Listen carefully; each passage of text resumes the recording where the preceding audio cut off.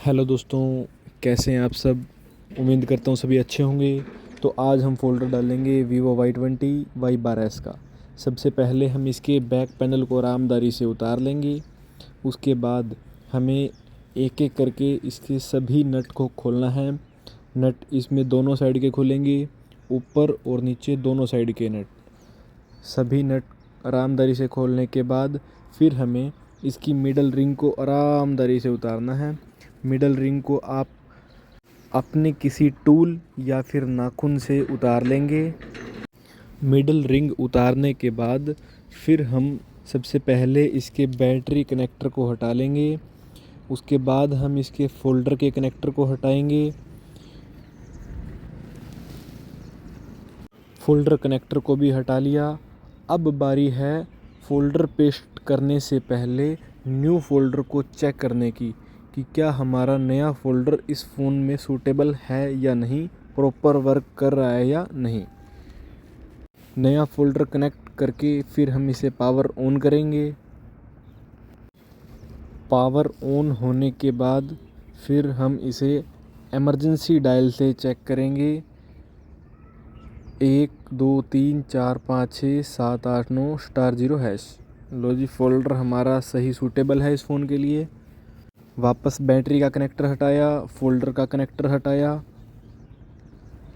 अब बारी है इसकी बैटरी को फ्रेम से उतारने की। फ्रेम से बाहर निकालना है हमें बैटरी को। किसी भी नुकीले टूल से इसको बाहर निकाल लेंगे। फिर इसके पुराने टूटे हुए फ़ोल्डर को हमें फ्रेम से बाहर निकालना है। फ़ोल्डर को बिना अपने हाथों के नुकसान पहुंचाए आरामदारी से फ्रेम से बाहर निकाल लेंगे। अब बारी है हमें इसकी जो फ्रेम पर पहले से ग्लू या गम लगी होती है उसको उतारने की। फ्रेम से उसे अच्छे से साफ़ कर लेंगे किसी भी नुकीले टूल से। फ्रेम को चारों ओर अच्छे से साफ़ करने के बाद अब हम इस पर थोड़ी थोड़ी क्वांटिटी में फ्रेम के चारों ओर न्यू ग्लू ऐड कर देंगे। न्यू ग्लू थोड़ी क्वांटिटी में ही रखनी है हमने। ज़्यादा क्वांटिटी करेंगे तो फ़ोल्डर ऑटो वर्किंग हो जाएगा, इसलिए थोड़ी थोड़ी क्वांटिटी में ग्लू लगा ली। अब फ़ोल्डर पेस्टिंग से पहले कस्टमर के नए फ़ोल्डर पर ग्लास गार्ड को अप्लाई कर देंगे।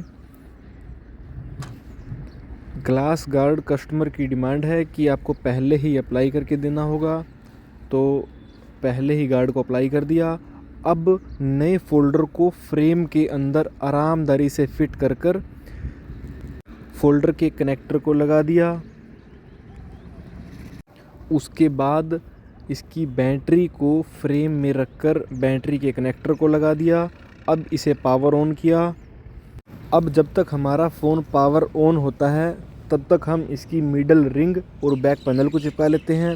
तो सबसे पहले इसकी मिडल रिंग को आरामदारी से बिना ज़्यादा दबाव दिए फिट कर लेंगे, क्योंकि ज़्यादा दबाव दिया तो फ़ोल्डर पहले से ही टूट जाएगा।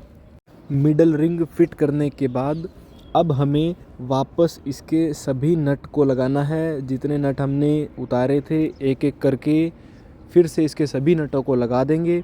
ऊपर और नीचे दोनों साइड के नट लगेंगे इसमें वापस। सभी नटों को लगाने के बाद अब इसके बैक साइड भी हमें चारों ओर थोड़ी थोड़ी क्वांटिटी में गम लगा लेनी है, ताकि हम इसके बैक पैनल को भी चिपका पाएँ। चारों ओर गम लगने के बाद अब हम इसके बैक पैनल को इसके ऊपर रखकर फिर 4-5 रबर अप्लाई कर देंगे, ताकि हमारा फ़ोल्डर और जो बैक पैनल हमने गम से चिपकाया है वो अच्छी तरह चिपक जाए। और इन रबर को हम 2-3 घंटे के बाद ही उतारेंगे। 2-3 घंटे तक इसे अप्लाई होने ही देंगे। लो जी, तैयार है हमारा फ़ोन नए फ़ोल्डर के साथ।